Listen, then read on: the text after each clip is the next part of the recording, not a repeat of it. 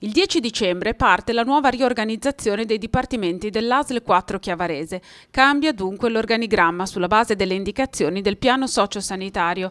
La nuova organizzazione prevede la suddivisione dell'azienda in due aree, quella ospedaliera e quella territoriale, con un indirizzo di integrazione fra ospedale e territorio e con la ridefinizione della presenza delle strutture negli ospedali. Noi abbiamo 3 ospedali, abbiamo voluto assegnare ad ognuno di essi un forte mandato che è indispensabile per garantire la massima efficienza, ma soprattutto efficacia e sicurezza nell'agire, perché avere le attività disgregate su più sedi non è funzionale al paziente né al percorso di cura. In ottemperanza ai decreti in materia, l'ospedale di Lavagna, sede dell'emergenza e dell'urgenza, vedrà il raddoppio del pronto soccorso e l'inserimento della medicina per acuti e accoglierà le specialità di otorino e urologia. Rapallo sarà dedicato alla chirurgia a media e bassa complessità e Sestri Levante alla riabilitazione. L'ospedale di Sestri Levante verrà ristrutturato anche dal punto di vista del blocco operatori, con la realizzazione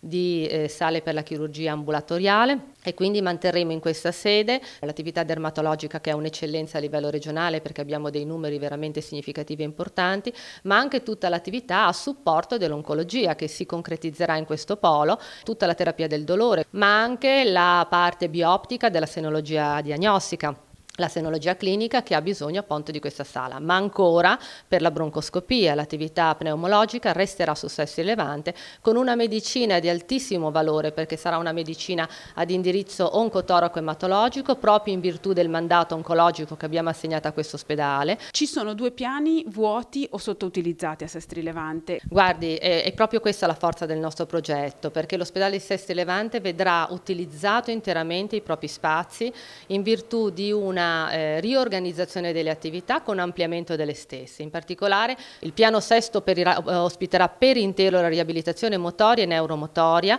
Al contempo abbiamo previsto l'inserimento, che è già avvenuto, di 2 medici di medicina generale proprio in vista della realizzazione di un'unità degenza infermieristica che fa parte delle prerogative del piano sociosanitario regionale. Al terzo piano invece porteremo tutte le cure intermedie, perché trasferiremo dall'ospedale di Rapallo le cure intermedie che verranno allocate all'ospedale di Sestri Levante, dove si raddoppierà pertanto l'attività per questa tipologia di cura. Queste decisioni sono state assunte attraverso un'attenta valutazione dei bisogni dei nostri assistiti e quindi sono state fatte con cognizione di causa.